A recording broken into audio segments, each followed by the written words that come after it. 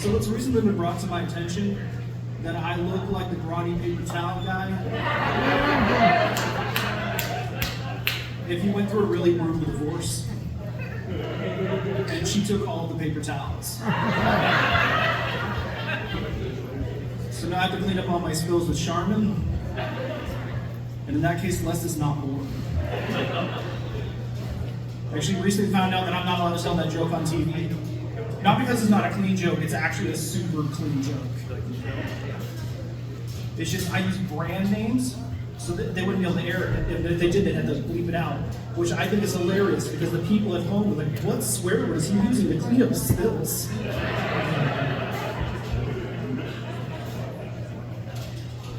I've also been told that some people think I look intimidating, but they also tell me I have a baby face. So I guess I just look like a scary baby. Also been told I look like I have dick-sucking lips. So I guess I look like a scary baby with dick-sucking lips. And now you can't unsee it.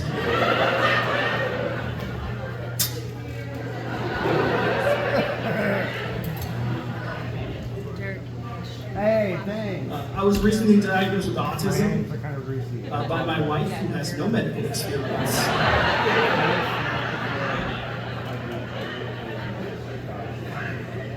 And she just keeps sending me TikToks of all of my symptoms.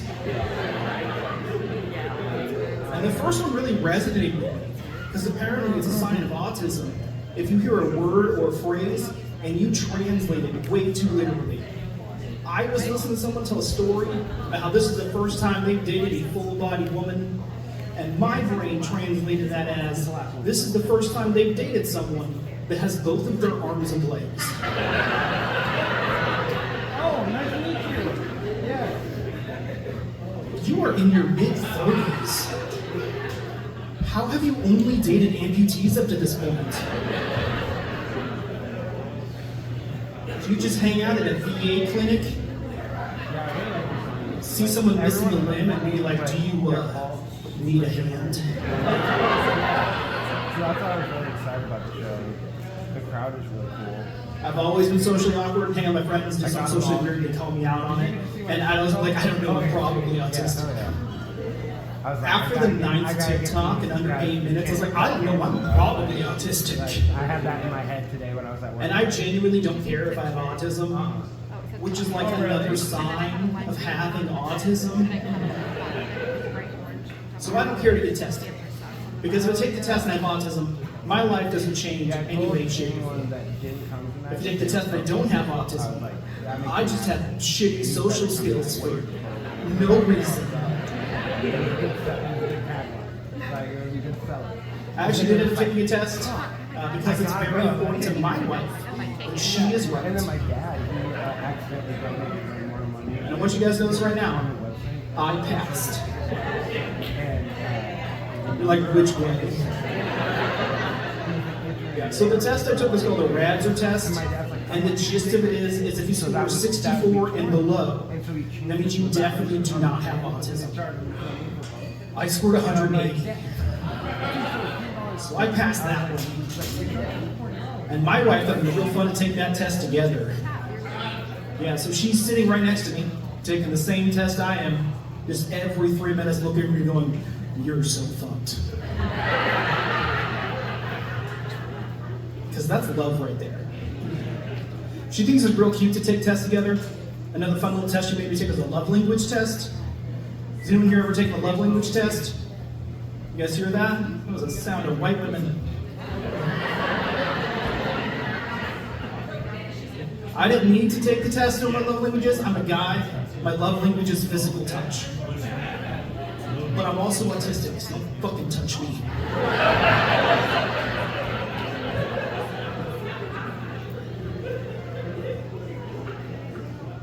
Yeah, I found out I had autism last year. And since then, I start telling people about it, and I get different reactions. The first one was like, oh, you must have high functioning autism. I don't think you know what autism is.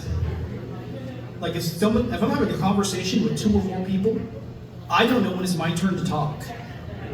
So that's just basically them having a conversation with me nearby. And my least favorite reaction that I get is when people are like, oh, does this mean you like really like trains?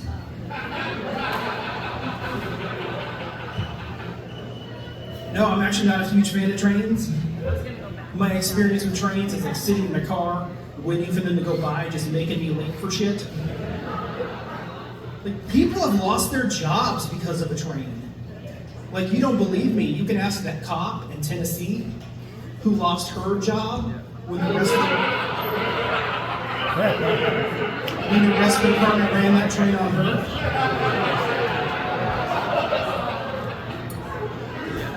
You guys were ahead of that one. I'm glad you guys got the joke, because like the first 5 times I told it was just dead silent. That story was the only thing that was on my Facebook feed for like 3 months straight. It's the only thing I saw. So I assumed everybody knew about it. But no, apparently it was just a Facebook algorithm going, oh, he's autistic, he likes trains.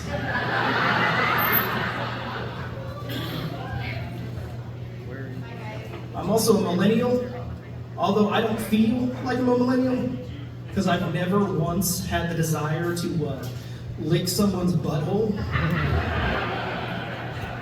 Apparently it's just what millennials are known for, is eating ass. And it kind of makes me wonder if the future of humanity is going to be immune to pink eye.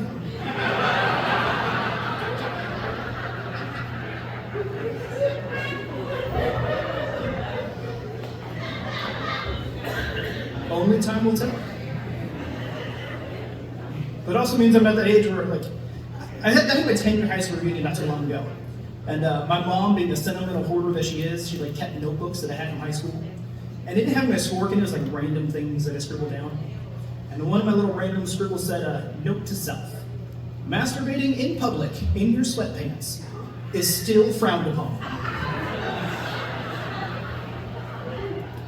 Double note to self, need new sweatpants.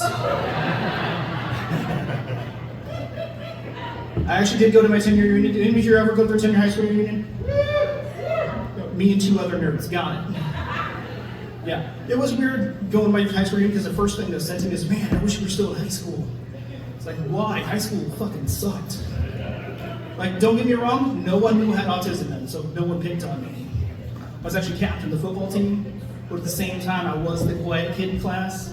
I actually failed my science midterm because it was an oral presentation. Yeah, and after 20 seconds, the teacher was like, just stop. And that was really disheartening for me because I didn't even get her pants off yet.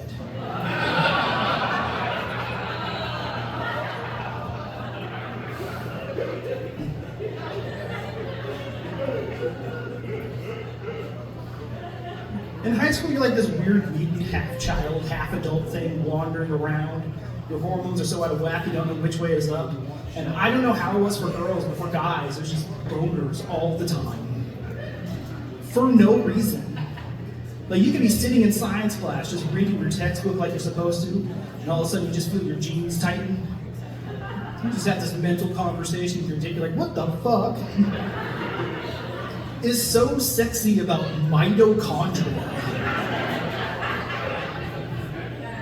Like, I get it, it's the powerhouse of the cell, but calm down.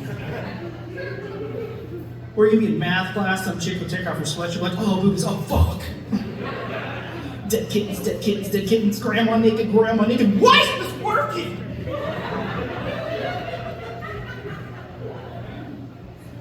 And it's about that time the teacher's like, hey, answer the question on the board. And you're like, I can't get up and do that right now. Why? Because currently all of my brain blood is in my penis. And unless X equals the division of 2 legs, I can't tell you.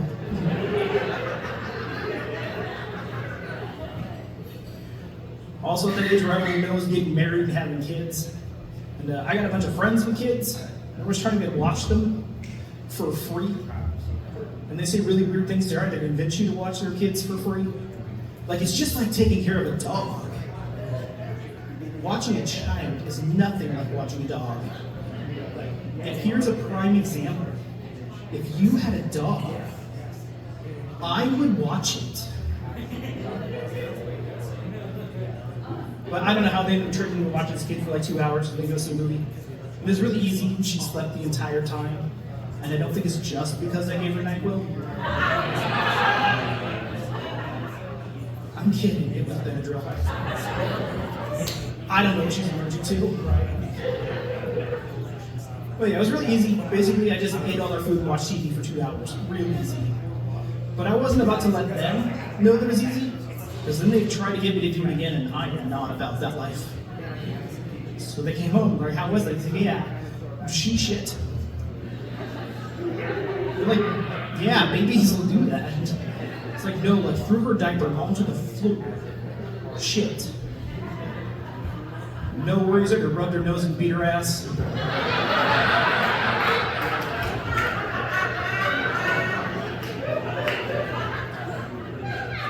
That's how I train my dogs. It's also how I get out of babysitting. Now, I'm in my 30s now, which is weird, because no one ever told me that the most dangerous thing I can do in my 30s was go to sleep. I have woken up injured in my 30s, falling asleep, than I ever did in my entire life of playing football. Like, my back is out right now. If I drop this microphone, I am not picking it up. I'm gonna stare at it like a homophobe in a prison bathroom looks at the bar of soap, just like, nope. I'll just yell my jokes at you. So I was at the store the other day, I was buying a lottery ticket because my babysitting career has not taken off yet. And the lady behind the counter asked, so what would you do if you won? I said, for starters, I would pay all of my bills on time. And not just some of them, all of them. I would be humble about it either. I'd take pictures and I'd put it on the internet. Like, see this, guys? This is a power bill without a late fee. I told that joke in Seattle and nobody laughed. They just started clapping, which is a really weird time to give applause break, by the way.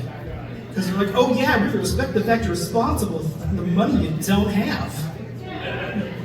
Thanks, you can tip me after the show. Next thing I do if I won the lottery, I'd build a town, like from the ground up.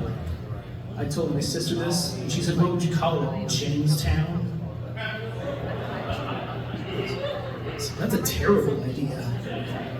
Like, if I get the golden, once-in-a-lifetime opportunity to name a city, I'm not gonna name it after myself. I'm not gonna call it Jamestown. I'm gonna call it Pound Town. Just have a big old welcome sign that says, welcome to Pound Town. Population, you.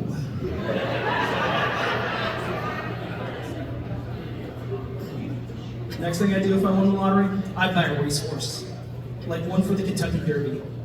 And I'd name him My Face. Because I feel like if I had a racehorse named My Face, just magic would happen.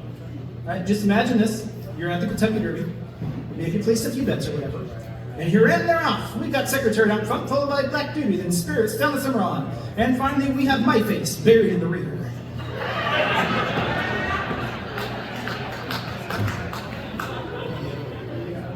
It's not even where the magic would happen. It wouldn't be magical if My Face won by a nose. No, the real magic would happen on the last lap. You're My Face, it's a move to the inside. Because at that moment, you know those rich people trying to make a quick buck off My Face. They really start getting into it and chanting and cheering. Like, go! Go! You can do it! You can do it! Come on, My Face! You can do it! Come on, My Face!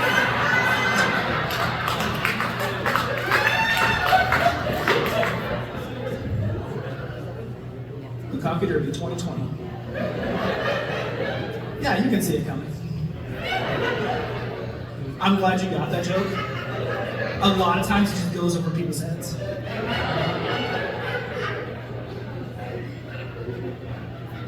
So believe it or not, I actually have stage fright like really bad. Every time we do this, I'm just doing the best I can not to break down, cry, and shit my pants. which is a good thing that hasn't happened because then Corey would have to come up here, rub my nose, and beat my ass.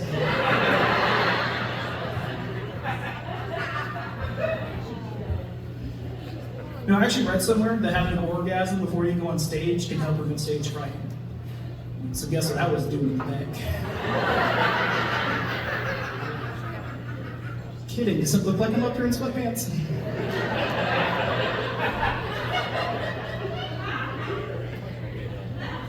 No, I was talking to a buddy of mine about the stage fright thing, and some guy overheard us and says, why don't you just smoke some weed before you go on stage, man?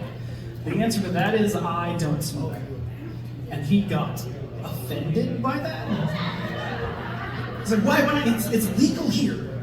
I said, yeah, bestiality is legal in Kentucky. That doesn't mean you're going to see me at the Kentucky Derby in the winter circle trying to fuck my face.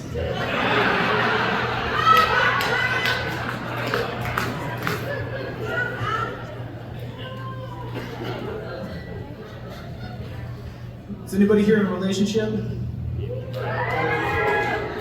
That was an odd number of people. Does the other person know? You didn't tell them? You're in a relationship? You ever heard this happen to you? You're just like dead asleep in the middle of the night. She hits you with do you still like me? Or you get one of these and an elbow in your ribs or you're dead asleep. You're like, what the fuck? You cheated on me in my dream. Well, that's weird because in my dream, you wanted to have a threesome.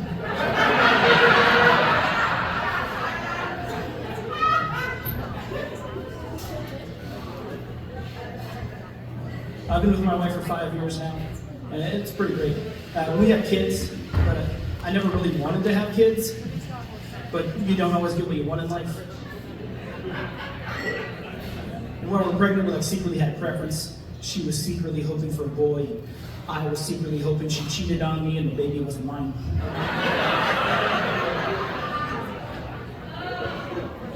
So we're in the delivery room, she's like, please be a boy, please be a boy. I'm like, please be black, please be black.